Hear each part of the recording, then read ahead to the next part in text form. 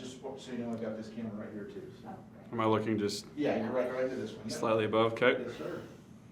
All right, Xander, welcome back to the Tour Championship. Congratulations on making it back here again. You're a past champion of this event in 2017. Can you talk about your excitement to be back at a tournament where you've won?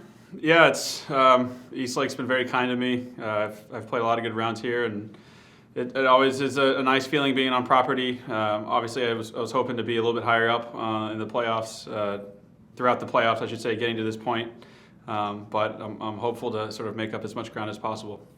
And your excitement just to be back at the Fighters Cup playoffs, what it means to be at this final event, you know, of the three stretch and of course of the entire season. It's been a great season for you. So thoughts on coming to a close here? Yeah, I was trying to touch up on that a second ago. It's just saying how much it means to be here at East Lake. It means you've had a pretty good year being one of the final 30 guys, and it's definitely, I think, a goal for everyone just to make it back here. Whether you're pleased or not with how you've, or what you've done all year, you can kind of hang yourself up on that and say, it was good enough, and it's definitely a good accomplishment. We'll go ahead and open it to questions. We'll start with Doug Ferguson, Associated Press. Okay, sorry, I had a couple of them for you. How many holes did you play today? Did you have a match? And if you did, can you tell us what happened? Because we've been bored waiting on you. I played 9 holes. I had a match with Pat. We tied. Very anticlimactic. So that was it. Speaking of Pat, he had some interesting thoughts on the Player Impact Program. You guys are a little bit cut out of the same cloth, and that I've yet to see any big TikToks of you or anything like that. What is your feeling? Do you know what you're ranked? Would you like to find out? And what is your overall view on it? Yeah, I'm not sure. I'm not sure what Pat said. In all honesty, we kind of just played, and we had he had his whole team out there, and I had most of my team out there, so we didn't really talk about anything that way. I'd love to know what was said, but yeah, it's I was one of the first to say I sort of felt like it's created an opportunity to. I wouldn't say like push for bad behavior, but it's sort of, let me think here. I'm not trying to step on my own toes, but I think it's potentially, created this sort of mentality out here to sort of get likes or get certain things. And I think us players, we don't know where we sit on the list. So you're just going to push and push and push and hope that you're on the list. I have no clue where I am on this list. I don't know I can guess who'd be in the top 10. I don't know. There's a metric of 5 things. We've been informed by the tour, which has been nice, but it's sort of outside of what we really know. So maybe my agent knows better than me and just isn't telling me, because I'd be disappointed in the result. But I usually wins solve certain problems, and I think if you win enough, you're bound to be on that list. So that's sort of how I have tried to approach it. And then one last thing on the playoffs. You've been around these long enough to know that every week counts in terms of coming into the Tour Championship, and you're disappointed just back to play last week. Yeah, I was pretty pooped. My brain was pretty much scrambled eggs. I probably had the worst. I like to pride myself on attitude and having a good one, and was it a hard one for me last week. I was not in good form, so. It was, an expensive week of some. It was, a good learning lesson. I knew I was going to be tired. I did Scottish. I did the British or the Open. I did Japan to Memphis to straight through.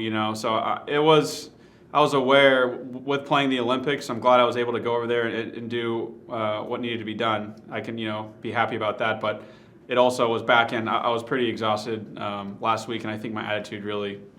Man, I really needed Webb Simpson there with me to hold my hand because I was struggling last week. Thanks, Doug. We'll go to Jeff Babineau. Hi, Xander. Hey. Big 5 days ahead with the Tour Championship, then the Ryder Cup picks on Monday. I had a Steve Stricker question for you. Sure. What's your relationship like with him? It's, as fine. I think Strick and I know each other better than I probably would have anticipated, just based on I played with Stricker in that Monday qualifier where him and actually Mario, his caddy, at the time, or for that event. We played 36 holes together. So that was a real treat for me. I got to know Tiz, I got to know Strick, I got to sort of, watch him play and try his hardest because he wanted to qualify for his hometown event at Erin Hills. So I think since then I've sort of, kind of talked to him during certain weeks, and he gave me a lot of confidence in some of the words he said to me after, I had to go to a playoff there. And it's sort of, I think that US Open really kickstarted my career, in all honesty. Yeah. And given his personality, what would you expect out of him as a captain? I think people see Stricker, the guy who may cry in an interview after he's won a tournament, but playing with him, there's a fire burning, and I think he is a really nice guy. But at the same time, I didn't know him very well until I played with him for those 36 holes, and you really know a guy when he really, a top player when he really wants to do something. And watching him compete and his fire and his competitive edge that he showed when he wanted to qualify for Erin Hills, and I think he won the qualifier, came in second or something like that, really showed to me that the guy's got some, he's got some stuff under his sleeve. And I'm really excited for him, to be the captain on the Ryder Cup team. And I think he's going to do a really good job. And I think he has, he's not going to get pushed around with any political situation whatsoever. He's going to put his foot down, I think, which is something I respect a lot. Awesome. Thank you. Thanks, Jeff. We'll go to Josh Kendall from The Athletic.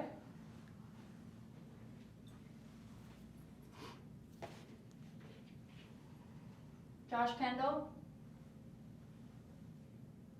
All right. He was having an issue. We'll move to Cam Morfitt, PGAtour.com.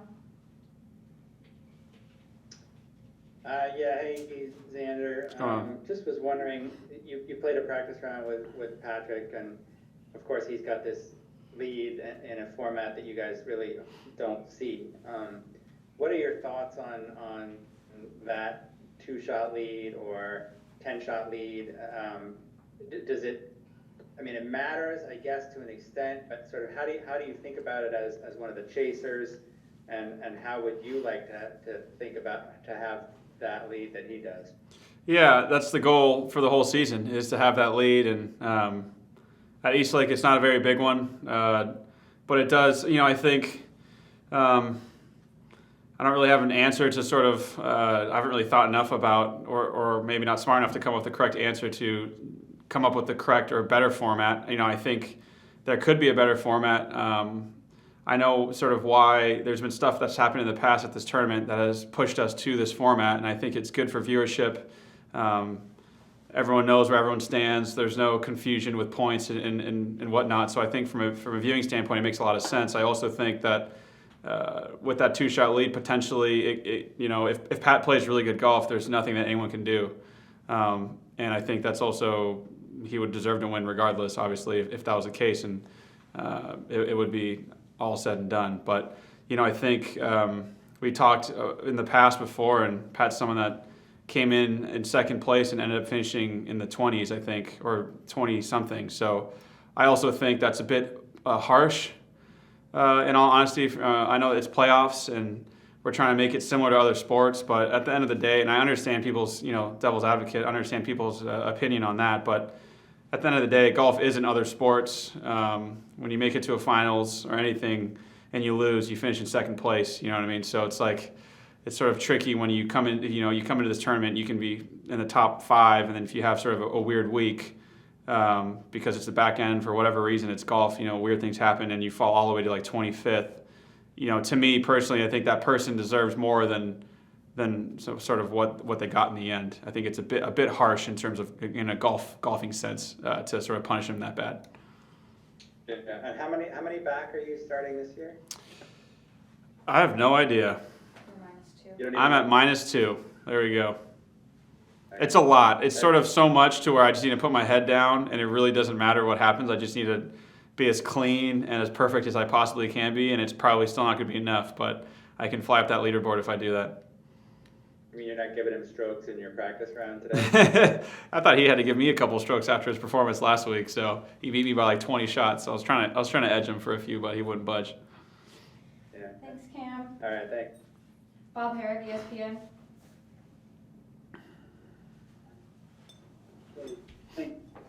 Laura. Xander, is there any way that you and Patrick are not playing foursomes together at Whistling Straits? I'm sure there's a way. I mean, not one that I'd like to see. You know, I think historically, Keith Mitchell came in the locker the other day asking about the history behind the Ryder Cup, and of course I didn't know any of the questions, but it was an interesting question that came up to me, and that was sort of who on the U.S. team has played the most together, and the answer was Patrick Reed and Jordan Spieth. They're the two that have ran the most together, and to me, I don't know how successful they were running together, but I just think, you know, I think on the European side it was, I can't remember, it was two. They had a prolific run basically on the European side. Keith Mitchell was telling me about it. I don't know enough of the history, but to me, I feel like, you know, if Pat and I can continue to play really well and we can continue to be, you know, on teams together, we could be sort of a team that would kind of almost make history in terms of we get along really well, and I think we can do really well together, and we sort of mesh. And we weren't you know, we didn't play perfect golf over the President's Cup, but it was a really good learning lesson for us. And I think we both went 3-2, which isn't great, but we learned how to put points up on the board. And I think if we could continue to run together, we'd learn how to win and sort of be a sort of strong team that, you know, the U.S. can rely on. I believe you guys were 2-0 at foursomes in Australia. You know, that's not the easiest format. That's why it would make sense if you guys play together. I'm just curious, do you recall how it came together that you ended up playing 4 matches together that week? Did you ask to?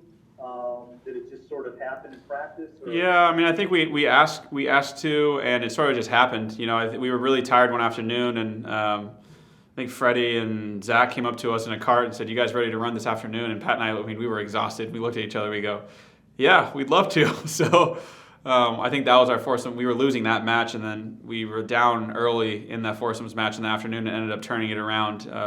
We finished strong and ended up winning that match, but.